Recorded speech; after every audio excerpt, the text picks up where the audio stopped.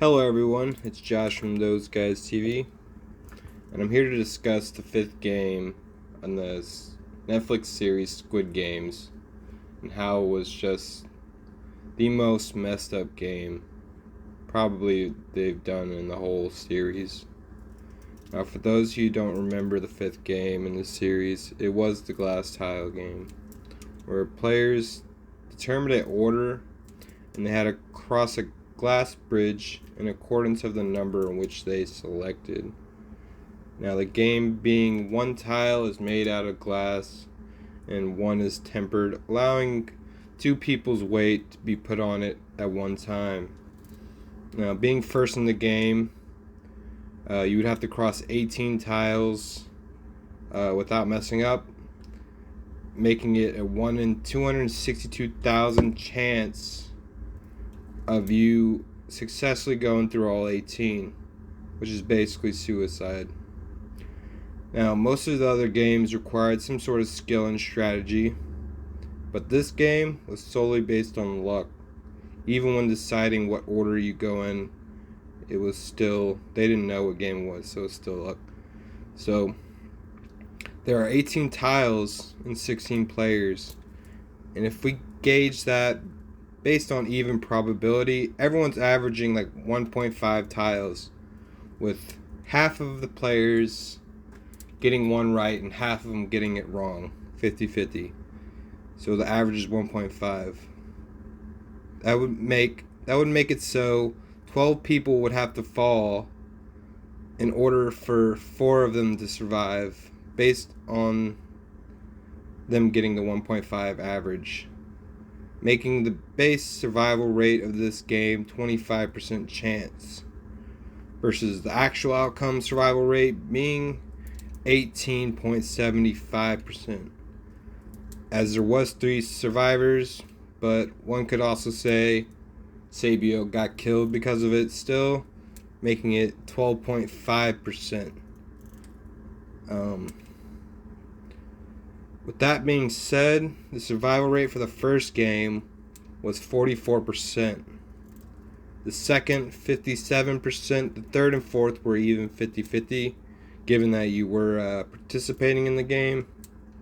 And last being 50% chance, with an adjustable like 67% if it's like 2 versus 1, versus the 33% being the 1. The survival rate for the disadvantaged side goes up if it's not even. Meaning if Sabiak or more people survived, it would have been a different game at the end. But still, like, the survival rate's still higher even at a 33% chance. It also had factors like strength, strategy, and speed, so there's like a controlling factor based on your level. The fifth game was a good way to generate more drama, keep people on the edge of their seats, because it's the only game that had a potential survival rate to be 0, and the unlikely occurrence that basically everybody doesn't get a tile right, and it has a timer as well. That's one thing that almost costed everybody the game. I mean, the only other game you could say everybody could almost die and survival rate could have been lower was the red light, green light. But I feel like they gave people enough time to do it. But a lot of people died because they didn't know they were going to be in a life or death scenario.